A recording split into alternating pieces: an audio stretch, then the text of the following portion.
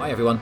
With the imminent arrival of Gran Turismo 7's Spec 3 update, this might be the last chance for players to earn serious money using the Daytona AFK grind method.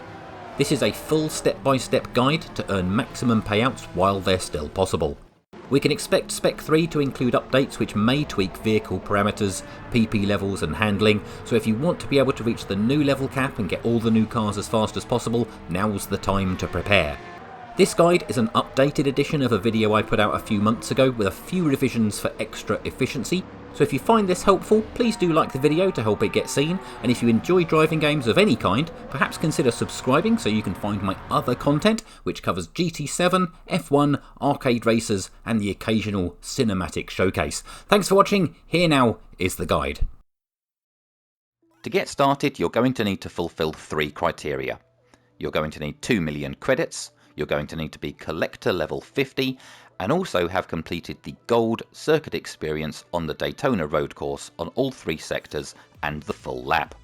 Completing this circuit experience is the hardest part of the setup, so if you've done it already, great. If not, then it's really worth grinding out as long as it takes to do this.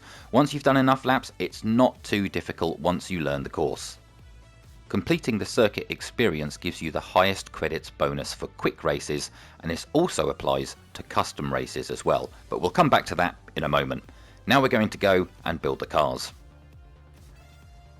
So the idea here is to take advantage of the payouts that are rewarded when you win a race in a slow car against a fast car.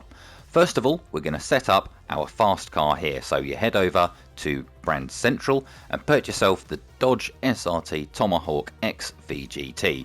Then head over to the tuning shop and we're going to buy the following items.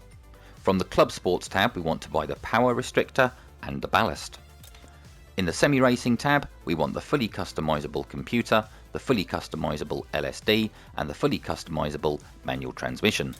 From the racing tab, we would need some racing brake kits, a brake balance controller, fully customizable suspension, fully customizable racing transmission, and the racing soft tyres. We don't need to have anything from the Extreme or the Ultimate tab. Head over to your car settings and create yourself a new settings sheet. I've called this one Grind. You probably don't want to make it your only settings sheet in case you want to go back and drive the car in its normal mode. I won't go through all of the numbers on the screen here. This would be a good opportunity for you to pause the video, take a screenshot, or indeed I have written out everything in text in the description below the video here. Work your way through the settings here. Make sure you match all of these. The important thing, of course, is that we want to restrict the top speed of the car, which we've done so with these gear ratios. Make sure you copy these settings exactly so that your PP matches what we see here at 1381. This is now the Tomahawk fully set up and ready to go. Next, we're going to go and buy our slow car. Here it is, the Honda Beat from 1991. The oldest, most broken, damaged car in the game is the perfect vehicle for the Daytona AFK grind. You can use similar cars such as the Fiat 500 with similar type builds, but for this video we're going to focus on this particular build as I've found this to be the most effective. This car can be purchased from the used car dealership. Of course it does rotate in and out every few days. Maybe you might have to wait a week for it, but I think most of us probably own this by now. And what we're going to be doing here is building ourselves a slow build so that we can maximize the potential earnings from the race, but then also a fast build so that the car is capable of beating the Tomahawks. First things first, we're going to buy a new engine for the Beat. You may already have this in your garage under your tuning parts. We're looking for the K20C1 Civic 20 engine. If you don't have the engine, of course you can always find it within the car maintenance and service menu on the bottom right of the screen here. In the tuning shop we need to buy these items for the Beat. There is a list of these in the description below the video. In the Sports tab, we need the weight reduction stage 1 and the comfort hard and medium tyres. From the Club Sport menu, we need to buy the bore up, the high lift camshaft, the close ratio transmission low, weight reduction stage 2, the power restrictor and the ballast. Under the semi-racing tab, we need to get the racing crankshaft, the fully customizable computer, the high RPM turbocharger, the height adjustable sports suspension, the fully customizable LSD, and the weight reduction stage 3. Under the racing tab, we need to buy stroke up, engine balance tuning, polish ports, anti-lag system, racing intercooler, racing air filter, racing silencer, racing exhaust manifold, the fully customizable suspension, the racing clutch and flywheel, the fully customizable racing transmission, and the racing soft tyres. In the Extreme tab, we need the nitrous system, and from the Ultimate tab, which is why we need to be collector level 50 to unlock this, the titanium connecting rods and pistons, and the high lift camshaft S. So again, make yourself a fresh settings sheet for a fast version of this car and use the settings that you see on the screen here. Again, pause, take a screenshot, read the description, it's all below the video. Do make sure that your gear ratios match these settings exactly, because you want to make sure that you've got the maximum top speed to be able to beat the Tomahawks once we're grinding against the walls around Daytona. You can also check, if you need to, that you've purchased all the correct tuning parts by seeing what's installed on the right hand side. Once you've got that, you should have the PP at around about 397, and then you can make yourselves a new settings sheet for the slow build. Here's the figures for the slow build then. Again, copy, screenshot, pause, everything is all written in the description as well. Just be sure to make sure that your manual adjustment on your transmission is exactly this, because we want to have the biggest performance gap between this particular car and the Tomahawk, so that the game will then give us the maximum potential payout once we do the race settings. Do make sure that you've got all the settings exactly right, because your PP needs to be lower than 300. As you can see, we're on 299.12 here, so if you've copied all the settings I've got here, you should have the same numbers. You should also now have the two settings, so it's quite easy to switch between the two if you need to. Now, very important, before we go to do the race setup, and any time that we go to do the grind when you come back to it on future occasions, make sure that you have got your slow settings sheet loaded before you go in to load the race. So head over to World Circuits, choose Daytona, and bring up your custom race at the tri-oval. I've got some settings here to save ourselves some time. You can see that for winning the race, we're going to get 426,000 credits. With the clean race bonus that we'll get about 90% of the time, that'll go up to 639,000 per every 30 lap race that we do. I've set the laps as 30, that seems to be the sweet spot for credits per lap.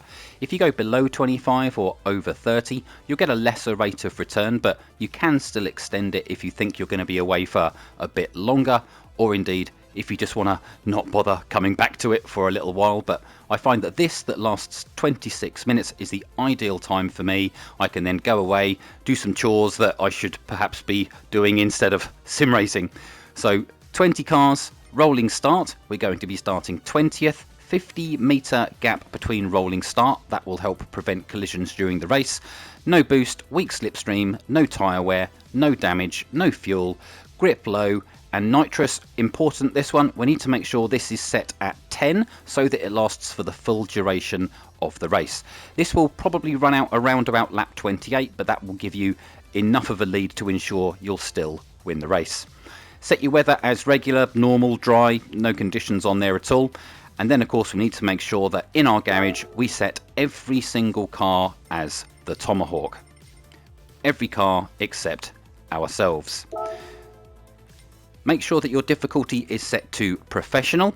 Make sure shortcuts, walls, car collisions, etc. are all off, but correct vehicle course after wall collision, turn that on. Nothing else matters. Make sure that you save your settings so that you can return to it later if you need to. And now we're ready to start the race. Now there are just a couple more things to do at this point.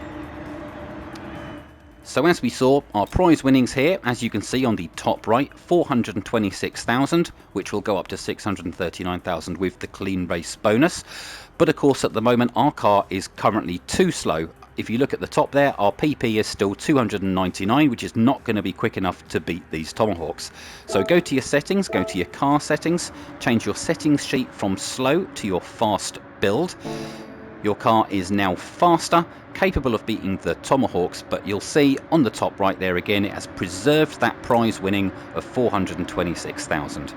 The next thing to do is to check your assists. Make sure that you've got automatic gears. You do not want manual gears because of course you're not going to be driving the car.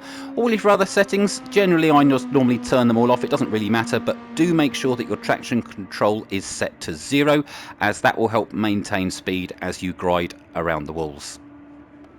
The last thing to do before we can begin the race is to check our controller setup, and this is where it's important to go to our options on the top left, tab over to controllers and make sure that your vibration on the controller is turned off. You don't want your controller moving around on the tables, of course.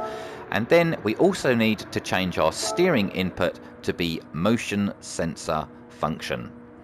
Once we've done that, we're just about there. The final stage is to prepare the controller. We need to be holding down the R1 and R2 trigger buttons at all times without having to touch the controller. Some people may prefer to use elaborate setups using things like elastic bands or hair bands or even Lego Technic frames, all sorts of things to hold the controller, but I find that good old sellotape does the job just as good as anything else. Once you've got that, grab yourself a game case because we need to mount the controller slightly steering to the right hand side. Once you've got that set up, it's all ready to go and we can begin the race. 30 laps and 26 minutes later, and you can simply retry as many times as you have time for. All you've got to do is just come back every 26 minutes, hit retry, and away you go.